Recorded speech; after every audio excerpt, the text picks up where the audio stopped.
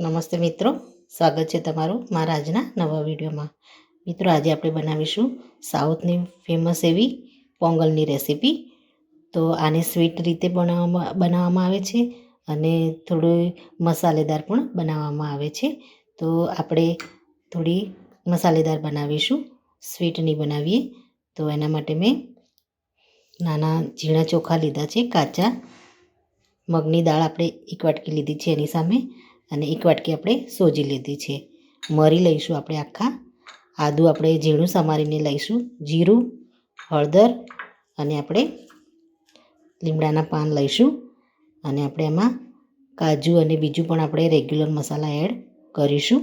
તો મિત્રો, સૌ પહેલાં તો ચોખા અને દાળને આપણે સારી રીતે ધોઈ લઈએ. મિત્રો, આપણે ચોખાને 2 થી 3 પાણીથી અને મગની મોગર દાળ જે લીધી છે એને પણ 2 થી 3 પાણીથી સારી રીતે ધોઈ લીધી છે. તો હવે આપણે એક કુકર લઈશું, એની અંદર આપણે દાળને એડ કરી દઈશું.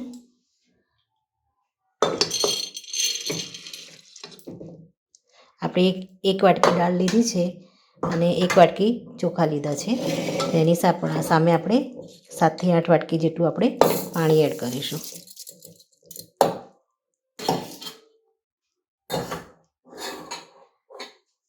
તો આપણે જે વાટકીના માપથી આપણે ચોખા લીધા છે અને દાળ લીધી છે એ જ વાટકીના માપથી આપણે 7 થી 8 વાટકી આપણે પાણી એડ કરી દઈશું આમાં.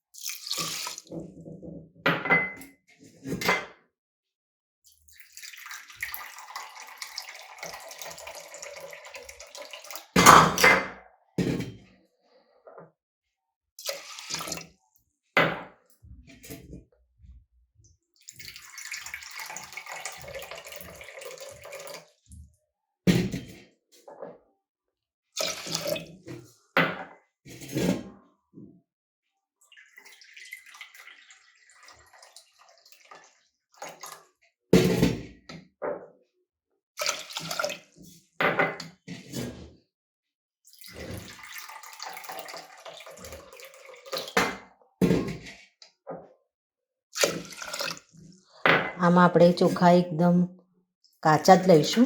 આમાં કાચા ચોખાનો જ ઉપયોગ થાય છે અને ઇડલી રાઈસ હોય તો પણ બેસ્ટ છે.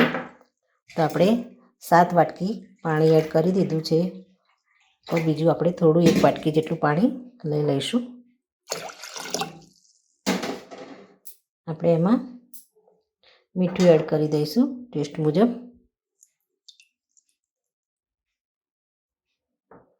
થોડી આપણે હળદર એડ કરી દઈશું. હળદર આપણે થોડી એડ કરીશું. જો તમારે વ્હાઈટ પોંગલ બનાવવું હોય તો તમે હળદરને સ્કીપ કરી શકો છો. ત્યારબાદ આપણે 2 થી 3 કાપેલા આપણે લીલા મરચાં એડ કરીશું. એનાથી એમાં ટેસ્ટ ખૂબ જ સારો આવે છે. તો મેં થોડા તીખા મરચાં લીધા છે, એને લાંબા કટ કરી અને આમાં એડ કર્યા છે. મિત્રો, આપણે હવે એમાં 1 ચમચી જેટલું ઘી એડ કરી દઈશું અને બધી જ વસ્તુને સારી રીતે ચલાવી લઈશું. હવે આપણે કુકરનું ઢાંકણ ઢાંકી અને એને 3 વિસલ આવવા દઈશું. મિત્રો, તમે જોઈ શકો છો આપણે 3 વિસલ આવી ગઈ છે. આપણે ગેસને બંધ કરી દઈશું અને કુકરમાંથી પ્રોપર બધી જ હવા નીકળી જાય ત્યાં સુધી આપણે એને રાખીશું. ત્યારબાદ આપણે ઢક્કણ ખોલી અને ચેક કરી લઈશું. મિત્રો, હવે કુકરમાંથી બધું જ પ્રેશર નીકળી ગયું છે. આપણે કુકરને ખોલી અને ચેક કરી લઈશું. મિત્રો, મેં આમાં કોલમ રાઈસનો ઉપયોગ કર્યો છે, એટલે કોલમ રાઈસને અને દાળને પાકવામાં વાર નથી લાગતી. તો સરસ એવી આપણી દાળ અને ચોખા પાકી ગયા છે.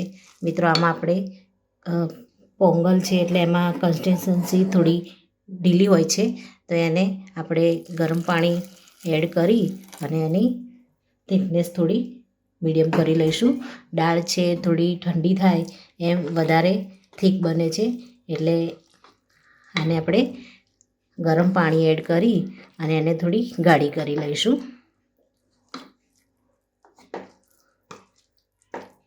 દાળ જેમ ઠંડી થશે એમ થોડી ગાઢી થાય છે, પાણી વધારે પીએ છે, તો આપણે પાણીને થોડું વધારે એડ કરીશું. અને આપણે જે સોજી લીધી છે 1 વાટકી, તે સોજીને પણ આપણે એમાં આ સ્ટેજ ઉપર થોડી થોડી એડ કરી અને ચલાવીશું. સોજીને કૂક થતાં વાર નથી લાગતી, એટલે સોજી આપણે એકદમ લાસ્ટમાં જ એડ કરીએ છીએ. ગેસ અત્યારે આપણે બંધ રાખ્યો છે. મિત્રો, આપણે સોજીને થોડી થોડી એડ કરીશું અને આને ચલાવીશું. ગેસને આપણે ધીમો ચાલુ રાખ્યો છે.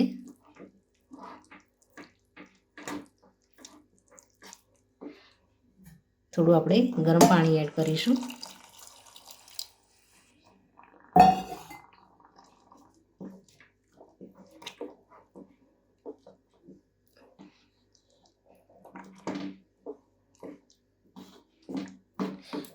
મિત્રો, આમ દેખાવમાં તો એકદમ મસાલા ખીચડી જેવી લાગે છે, પણ આનો ટેસ્ટ એકદમ અલગ. મિત્રો, આપણે બધી જ સોજી આની અંદર એડ કરી દીધી છે. ગેસને પણ આપણે એકદમ મીડિયમ જ રાખ્યો છે. હવે આને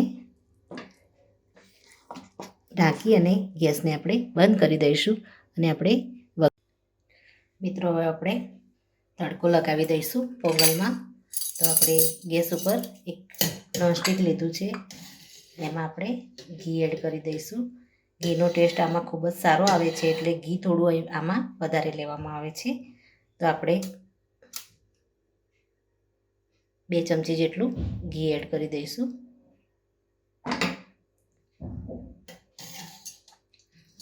ઘી આપણું થોડું થાય એટલે એમાં આપણે જીરું એડ કરી દઈશું.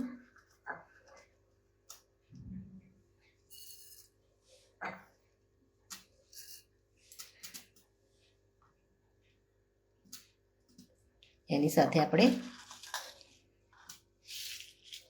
કાળા મરી એડ કરી દઈશું. કાળા મરીને તમારે ઘી બહુ ઉકળે ત્યારે નહીં નાખવાના, નહીંતર ફૂટવા લાગશે. તો એની સાથે આપણે બીજા મસાલાને પણ તરત જ એડ કરી દઈશું. ઘી ગરમ થશે તો મરી છે ફૂટવા લાગશે. આપણે 3 થી 4 સૂકા મરચાં એડ કરી દઈશું. એમાં આપણે ઝીણું સમારેલું આદું લીધું છે, એને પણ આપણે આમાં એડ કરી દઈશું વઘારમાં.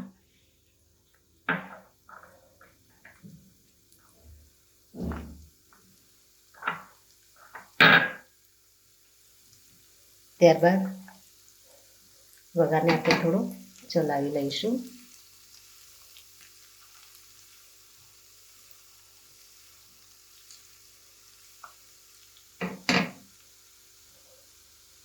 ત્યારબાદ એમાં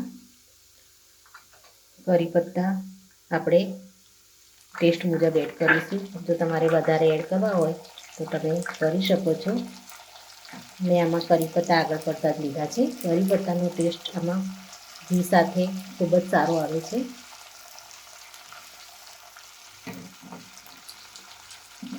તો મિત્રો, આપણા તડકો ફ્રાય થાય સારી રીતે. હવે આપણે આમાં હિંગ એડ કરી દઈશું, ચપટી જેટલી. આપણે હિંગને પહેલાં નથી એડ કરી, કારણ કે ઘી ગરમ થાય તો ઘી એમાં બળી જાય છે. તો આપણે પાછળથી એડ કરીશું, એટલે એનો ટેસ્ટ ખૂબ જ સારો આવે. હવે આપણે કાજુ એડ કરી દઈશું. કાજુ આમાં મેન ઇન્ગ્રીડિયન્ટ હોય છે, અને કાજુનો ટેસ્ટ આની અંદર ખૂબ જ સારો આવે છે. વઘારને આપણે ચલાવી લઈશું.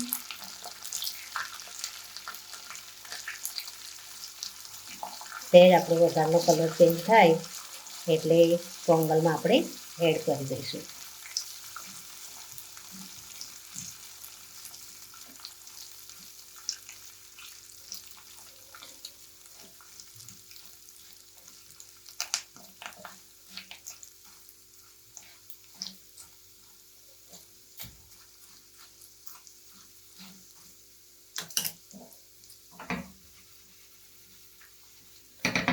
તો મિત્રો આપણો વઘાર એડ થઈ ગયો છે. હવે આપણે કુકરમાં એડ કરી દઈએ. મિત્રો કુકરને આપણે ખોલી અને વઘારને આપણે આમાં એડ કરીશું. તો આ બેઝિક પોંગલ છે એ તો રેડી છે. આમાં આપણે વઘાર એડ કરી લઈશું.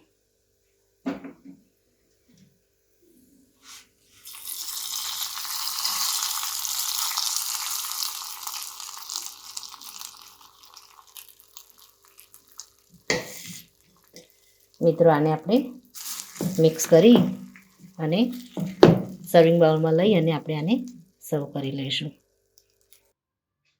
મિત્રો રેડી છે આપણું સાઉથ ઇન્ડિયન ફેમસ પોંગલની રેસીપી. આપણે ઉપરથી ઘી નાખી અને એને સર્વ કરીશું. ઘીનો ટેસ્ટ આમાં ખૂબ જ સારો આવે છે અને ઘી થોડું આગળ પડતું હોય છે. મિત્રો આને તમે નાળિયેરની ચટણી અથવા તો કોઈ પણ કરી સાથે લઈ શકો છો. મિત્રો જોવામાં તો આ ખીચડી જેવી લાગે છે, પરંતુ આનો જે તડકો આપણે જે લગાવીએ છીએ એનાથી આનો ટેસ્ટ ખૂબ જ સરસ આવે છે. તો મિત્રો આ સાથે મારો આ વિડીયો અહીંયા પૂરો થાય છે. જો મારો આ વિડીયો તમને ગમ્યો હોય તો લાઈક કરો, શેર કરો અને તમારી ચેનલ દેશી સ્પૂનને સબસ્ક્રાઈબ જરૂરથી કરો અને કમેન્ટમાં જરૂરથી લખો કે આ પોંગલની રેસીપી તમને કેવી લાગી. તમે પણ ઘરે જરૂરથી બનાવો. ફરી મળીએ એક નવા જ વિડીયો સાથે. ત્યાં સુધી આવજો મિત્રો. Thank you.